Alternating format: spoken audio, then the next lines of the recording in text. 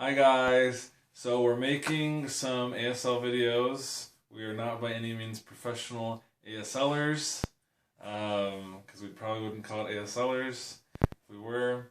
But we want to make these videos because there aren't a lot of resources for people to learn sign language or just basic signs even all in one place. And so we're putting this together especially for our family and friends so that you guys can be a part of Weston's life and that your kids can be a part of Weston's life. And so we hope that can make things simple enough, but also that we can help teach you some things that'll be useful. Yes. So, a couple things just before we get started. A few points. So ASL is not English. So even though it has the word American in it, it is definitely not English. It's not close to English. The sentence structure is different. There's just a whole lot of things. It's a completely different language. And so it's going to get a little bit tricky if you try to just make English ASL. Though that works. That's an awesome place to start. Learning signs for things and not worrying about sentence structure. Totally a good place to start, and Weston can work with that. And signing is different depending on where you are. So a lot of what the signs that we sign are Utah signs. Each region has an accent. Yeah, they're accents. Yeah, exactly. And so yeah, ours is mostly Utah, and one of our first teachers was from Georgia, and so we have like some southern influence. A little bit of weirdness going on. We have like a southern accent. But the signs that we'll be signing are signs that Weston recognizes and ones that he knows what they mean. We've also given a disclaimer if we ever use a sign that's not real ASL. That's slang of sorts. Or signed English. Oh, it's called signed English. It's when you take an English word and try to make it ASL, even though ASL doesn't actually have a sign for that word. So, a couple things that people get caught up on. Some signs start with the letter that the English word... They use the letter that the English word starts with. For instance, water, you use W, water.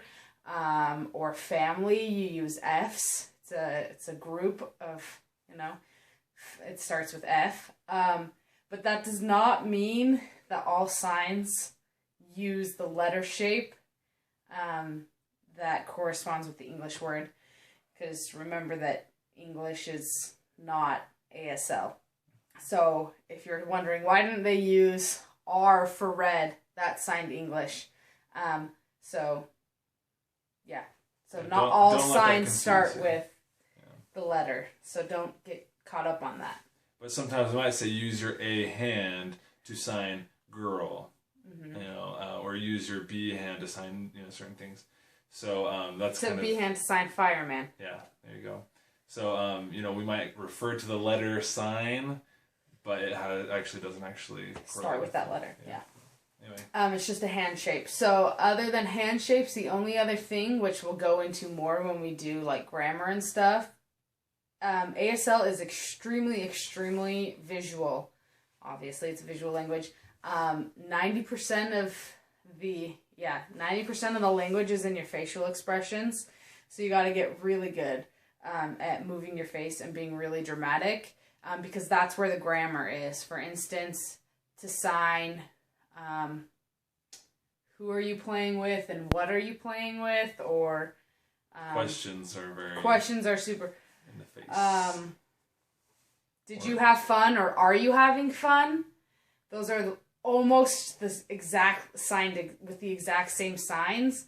It's all in what your face is doing. So we'll get into that more, but practice not having a blank face. And the word... If it's sour, The word very doesn't really exist. There's a lot of English words that don't exist. You can say I'm happy or I'm so very happy, right? So it's the same sign, but it's just how you sign it.